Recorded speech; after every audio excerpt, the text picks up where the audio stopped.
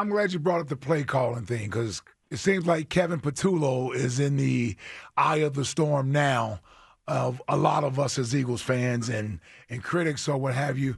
Just from your experience of being up in that front office and people wanting change, what's the likelihood of something like that being beneficial, meaning changing a play caller at this point in the season?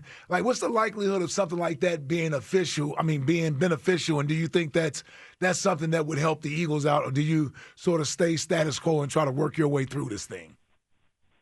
Well, I think that's where the head coach and the GM are behind doors.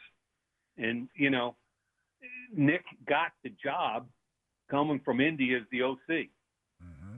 And before that, it was the Chargers. He was the quarterback coach with Phillip Rivers. So you would think if he wants to make a change, he's the logical guy to say, I'm calling the plays. Dan Campbell just did it a few weeks ago. Mm-hmm. And so I think that's 100% on him.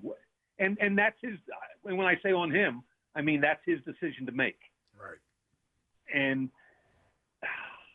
he's not like he's going to take it and just hand it over to somebody else. Right. To Scott Leffler or anything. That's not happening. Right. It's either going to be Nick or nobody else.